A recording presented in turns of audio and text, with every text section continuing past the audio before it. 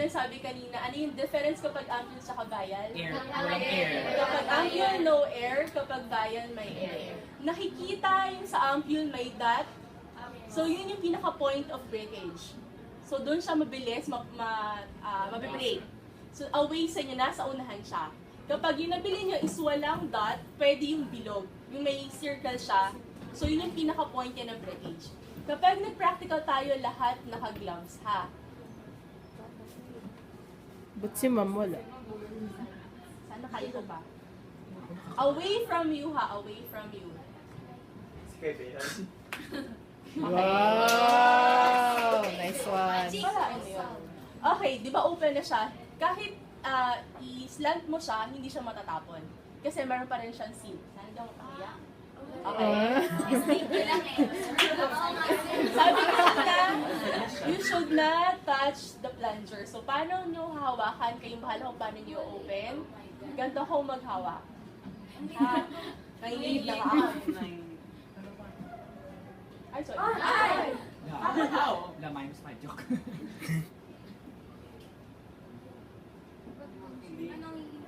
Sabi ko sa'yo, nanginginig ako eh.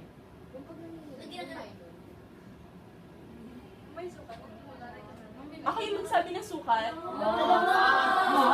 Ang dalawa yung Saan pipet lang? Sabi kanina kapag may bubbles, ano yung gagawin? Pipitikin. Wala.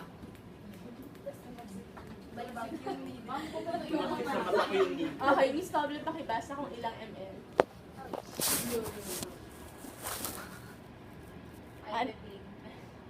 0.7? Ay, mali. Dito ba?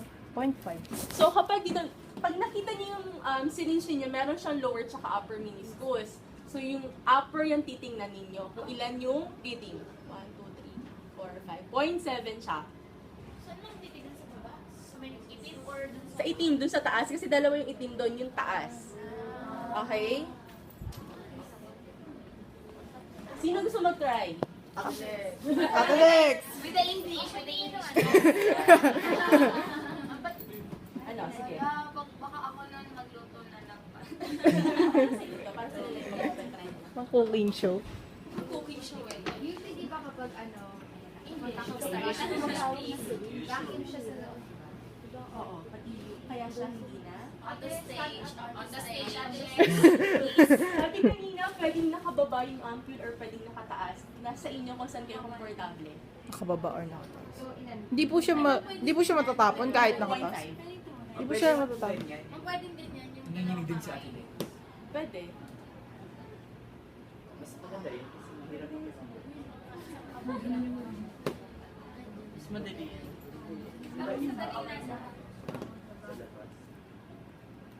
The next so professional. Registered nurse.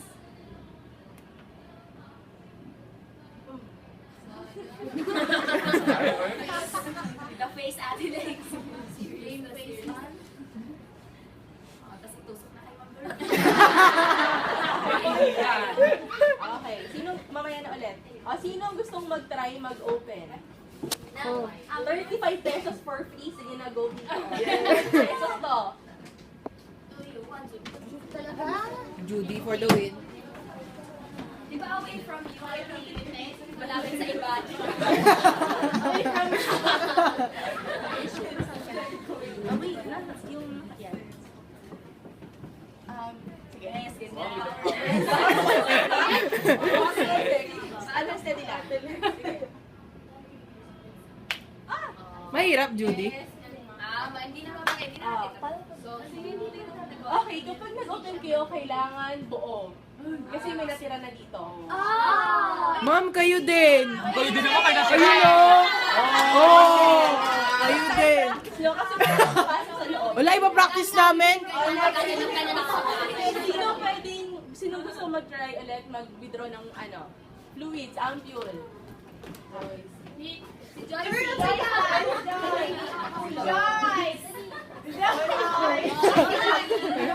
Hindi si Richie na. No, Richie. With the English for the win. Gusto mo mag-demo yun, Richie? Sa Salita ka, Richie, para masaya tayo. Voice yung pagtuwad.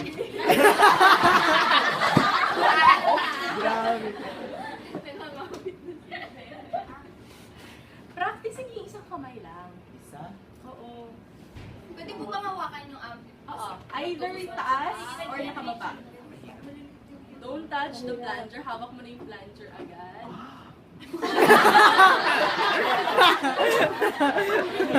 Ulit na nga. Hindi mo Walang air ha. Opo, wala nga. Ano mo nalalaman kung wala air? Oh. Ibig sabihin kapag walang air, dito wala siyang ayun. Medyo may ibig sabihin, todo siya. Kapag may air, meron siyang air sa loob. So, ibig sabihin yung air mismo mo lalagay mo sa loob. So, kailangan pag ganito, wala. Sa bayan. Sa bayan. Sa bias, may air. Give me! Wala, may give me.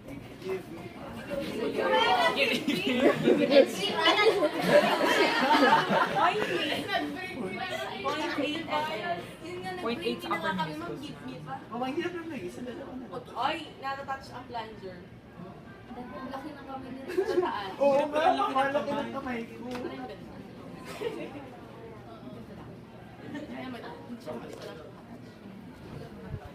Yung kamay ni ma'am. Ano mahirap na kasi pag yung meron na laman eh, mabigat na. Bibili rin kami ng syringe. Baso mo.